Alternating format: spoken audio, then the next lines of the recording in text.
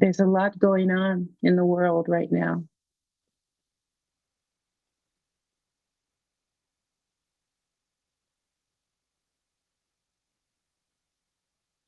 I often lean towards hoping that, wanting, desiring that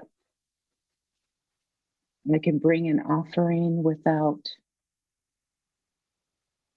having to bring to mind the horrendous events that are happening in our communities. But so far, that hasn't been the case. So, for so many days now, our daily life has been fraught with unpredictable and incomprehensible events. The unimaginable throes of the COVID virus continues to sweep across the world, killing millions of people. We experienced this uprising, this attempted uprising in the Capitol. And we're hearing louder and louder cries of protest against the violence and death of Black, brown, and the myriad shades of colored bodies, queer, trans, disabled, women's bodies.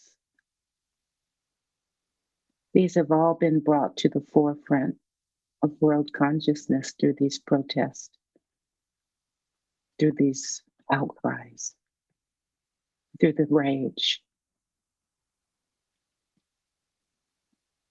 And now what's present is an awakening to a wave of deathly terrorism against Asian and the Asian American Pacific Island communities, the elderly, and the most recent of serial police killings of Black men. Dante Wright was shot dead in Minneapolis. Not too far from the place where George Floyd was murdered last year. So, I feel compelled to mention these incidents. I just really believe that it is important to keep this at the forefront of our hearts and minds and not allow them to drift into the distractions and busyness of our lives. So I invite us to hold in our hearts a tender compassion and caring for the families, the loved ones, and communities that are suffering this mental and physical and emotional harm and loss of life and family members.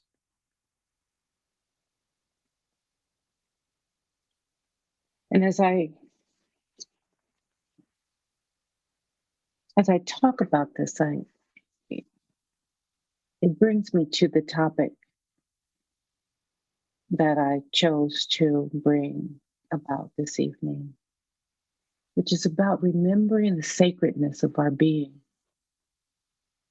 I want to start off by reading this poem by Crystal Johnson. It's written, she's a poet and author of a book called The Heart of Madison.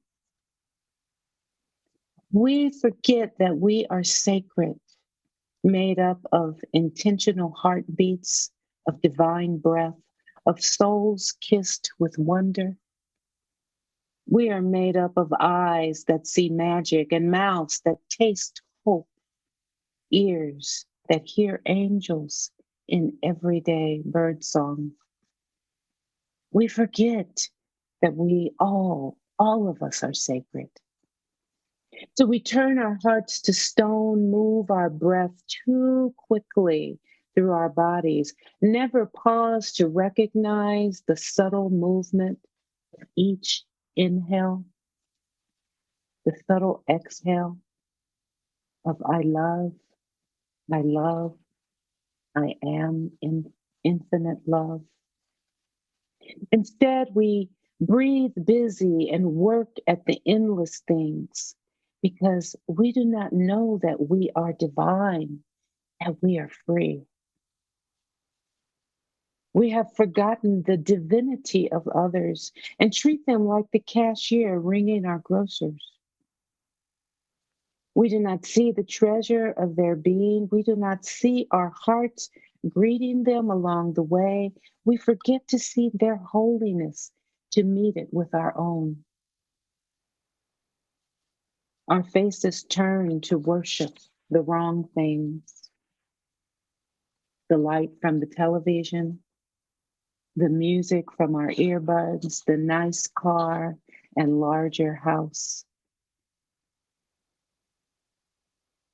More presents than will fit under the tree and piles of paper money. Oh, precious piles of money. And then there's time. The feeling of it hanging heavy on our shoulders or sliding through our hands like sand. We can never grasp enough of it. We forget we are sacred beings, that our only job is to nurture our hearts and to spread love to others. We forget that we, all of us, sacred.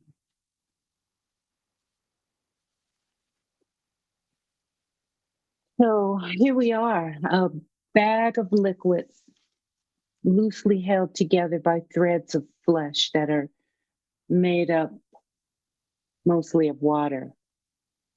We are stuck fast to a rapidly spinning earth by the phenomena of gravity. Miraculously, we sometimes walk and stand upside down as the earth is spinning around and turning towards the sun.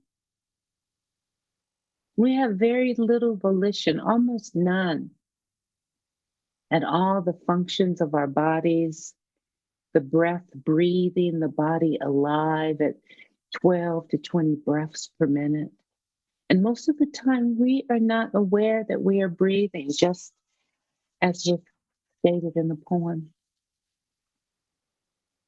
We experience emotions of great pleasure, which easily fade into the background of our lives, as well as great pain and suffering, which has a tendency to deeply imprint memory in our heart and mind.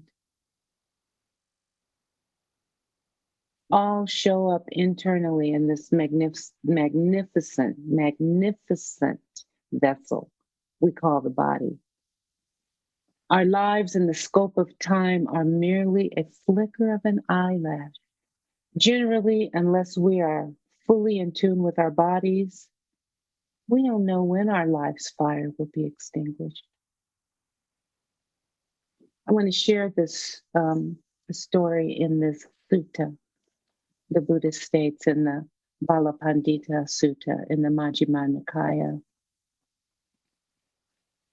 If there were a ring floating around in the ocean, carried by the waves from north to south, and then from east to west in constant motion, and there were a turtle that lived at the bottom of the sea that only came up for air every 100 years, the chances of human birth in this world are even less than the chance that that turtle would poke its head through the floating ring that has traveled the waters of the earth. This is how precious our lives are, even with its deepest sorrow and its greatest trials. We are sacred. The first noble truth states that there is suffering. Dukkha. Dukkha, dukkha, dukkha. It's usually translated as suffering, but it can also be thought of as unsatisfactoriness. It's the suffering of internal and external pain, of dislike and aversion. It is the unfairness, stress, and oppression inherent in this physical worldly life. It is inherent. Dukkha.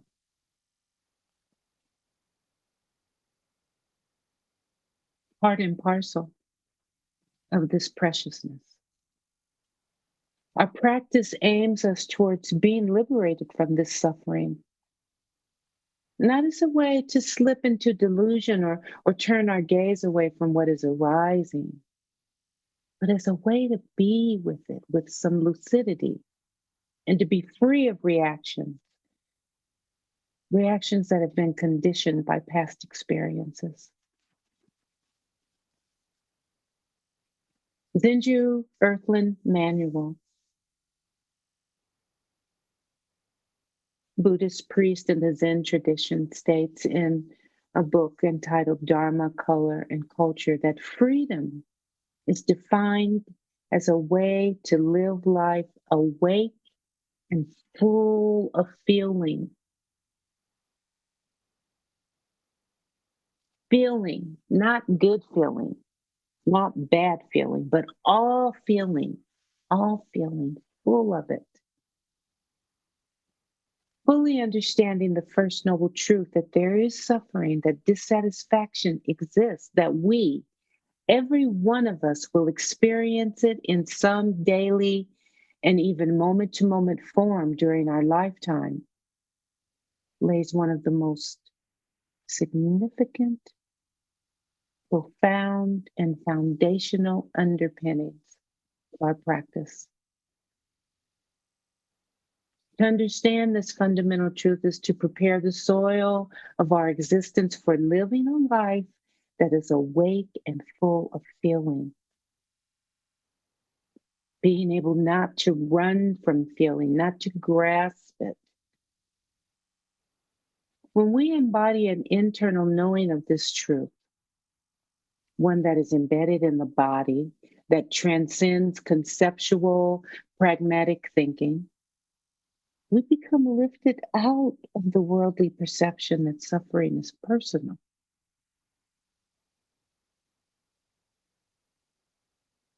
That's the hard one.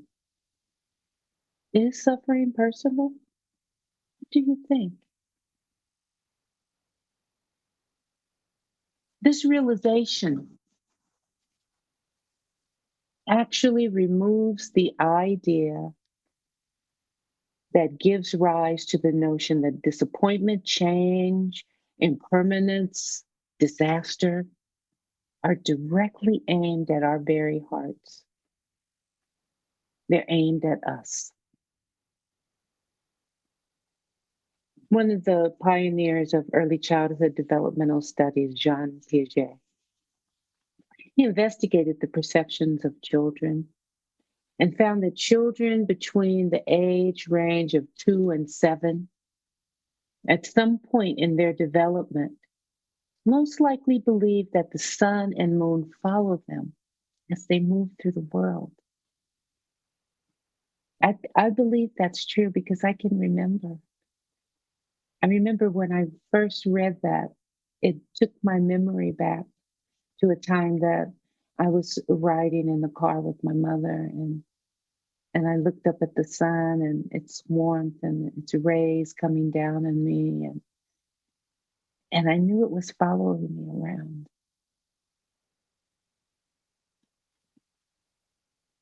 A child's mind.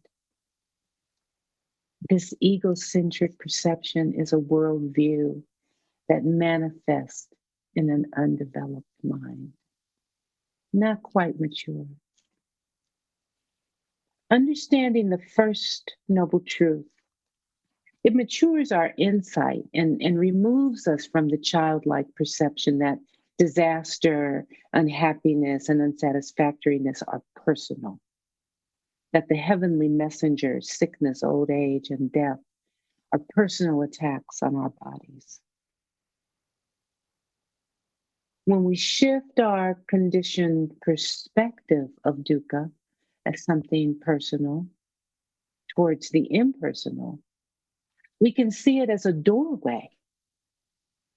It opens us up to experience rather than closes us off from a life that is awake and full of feeling. One thing to know, we set up these barriers and these blockages in our hearts as a way to protect ourselves. And many times we need those protections. But the catch, the backstory, is that when we have a wall blocking the heart, it blocks the bad and it blocks the gifts as well. It's indiscriminate. So in our practice, we find a way to create boundaries in skillful ways that do not close us off. We find a way to be awake and full of feeling, to not run from feeling. Right now, as humans, we seem to be creatures living in the infancy of our potential, still imbued with that sense of disappointment and disaster as being personally aimed at us. Deepening our practice of the Dharma grows the maturity of our worldview, right view, wise view.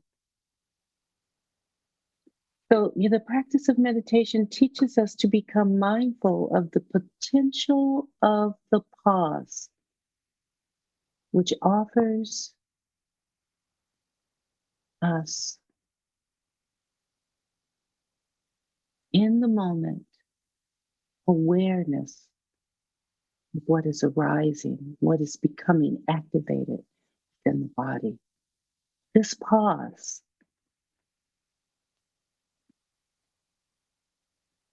is an important skill to not just understand, but to embody in our everyday life.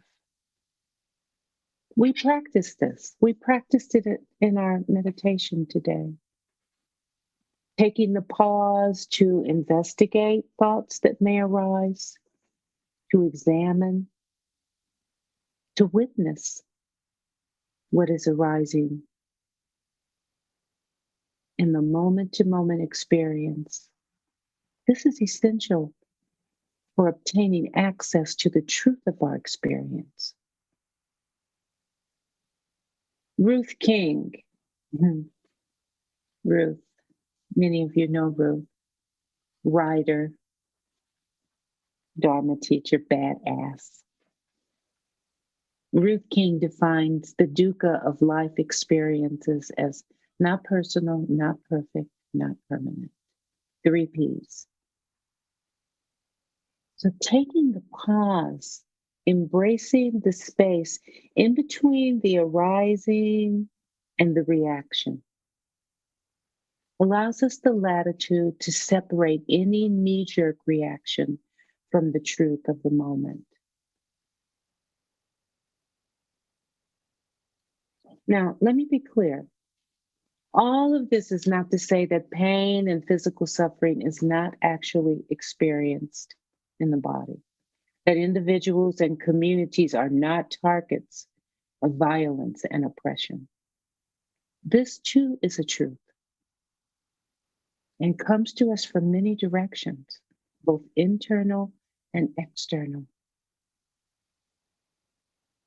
This is the relative and the universal. Both are valid. Because yes, there is inevitable illness and disease that's going to affect our fragile bodies. There's injustice and violence in the world that is real. There's no doubt about that.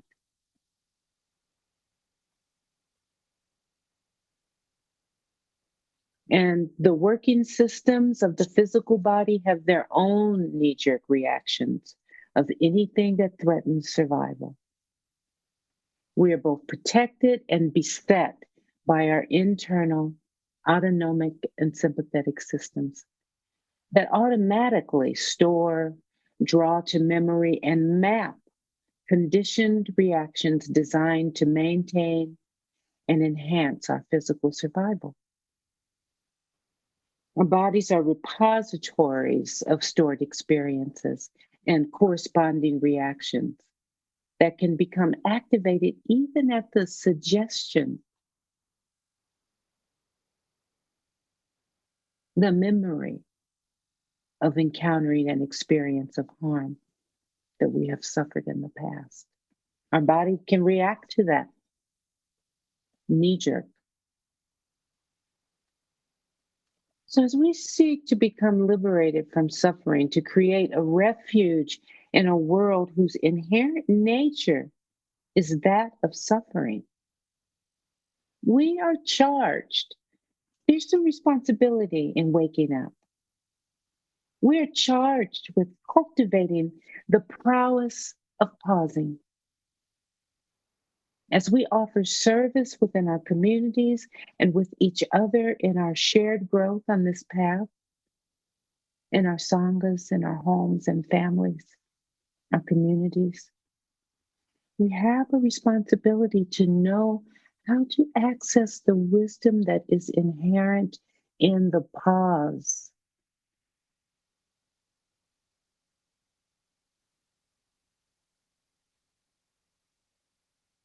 To know the truth of what has arisen without the conditioned filters of past experiences, or even more subtly, what is arising even before it manifests on our horizon. This begins to happen in our practice. We become so intimate and so familiar with the workings of the body as thoughts begin to come in, that we can know the thought is arising before it even hits the horizon of our consciousness. And we can transfer that into our lives. In the sacredness of our being, we have a great capacity to feel into and even live into the empty space of the pause, so full and rich with intuitive knowing and insight. Our lives are saturated with an undeveloped understanding that only what is tangible is real. This is our conditioning, generally. That the information is only in the words on the page. We are mostly not attuned to read into the spaces between the words, which is where the intuitive insight resides. In order to make ourselves more available to each other and to those that we serve, those that we love, we must learn to embrace that space and to discern when there is a real and present danger and when the body is doing its generic, conditioned work towards our personal survival. Only then are we able to make skillful responses.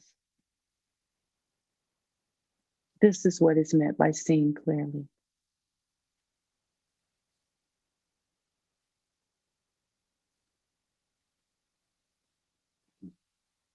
We have but a moment of time on this earth to experience this sacred miracle of life.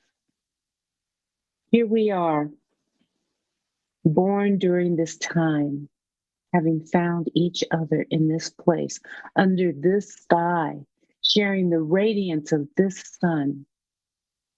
How often are we attuned to the sacredness of our being, to the rarity of our experience, to the immensity of our spiritual power, the immensity of our spiritual power. I could say that over and over again. The immensity of our spiritual power. We're powerful beings. We have no idea. We have the capacity to transform our hearts and the hearts of others, to excavate and remove the hardened core of hatred and greed, to lift the veil of delusion and ignorance and envision something new, radical, pioneering way of being. And this process begins with our own hearts. If we can but remember that our trials, our pain, our suffering are signs that we are awake and alive.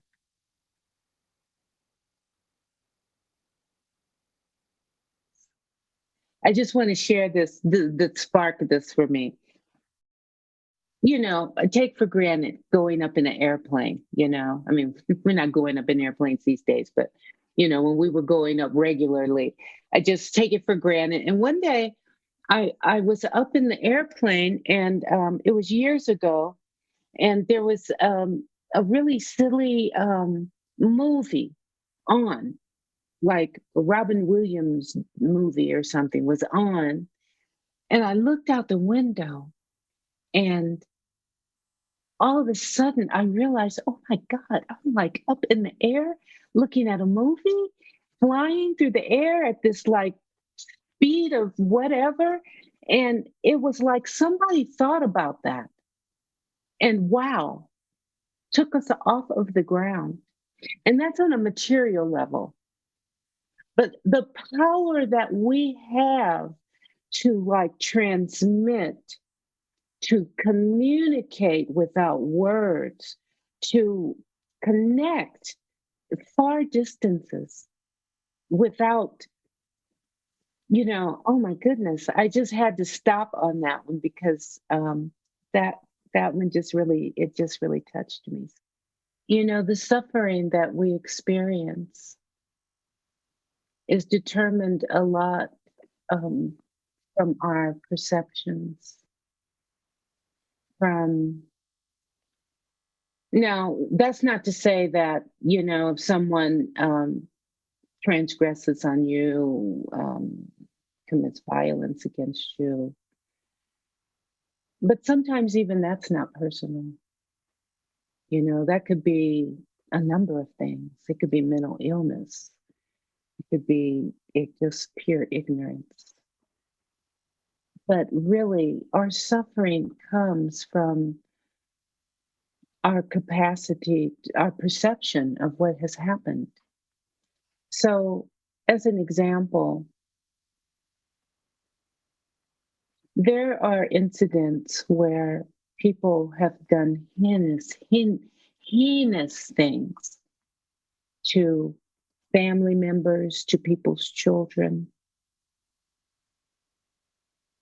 And some of those families and some of those people are able to look at the perpetrator and offer forgiveness and understanding that they too are wounded or suffering.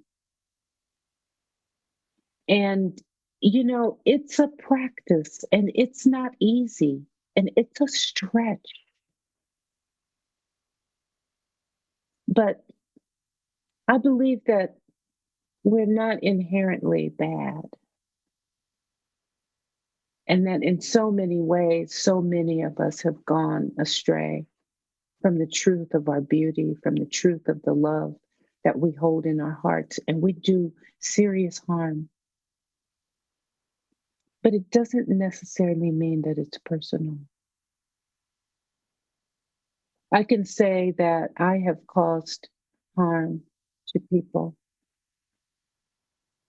and it was caused because of my own brokenness. And I may have directed it at someone in particular. But if I hadn't been broken in those places, I wouldn't have done it. So that would be, a quickie answer to that from my perspective, from my personal experience. And And there may be those who may beg to differ. Today, this evening, we have generated good deeds that entitle us to a spiritual reward. And in an act of generosity, we offer the merit generated from our actions to radiate outward into the world at large and to land upon and rest with those who are less fortunate than we are. May it reach its long tentacles through the illusion of space between all that there is and defeat the enemy of wrongdoing. And may it land in the hearts and minds of those who are steeped in suffering, who are stalked and hunted, who are hungry and imprisoned in the trance of ignorance. We offer the fruits of our merit to all living beings, all who crawl, swim, hop, fly, walk, climb. We offer the merit of our practice to all creatures in all directions.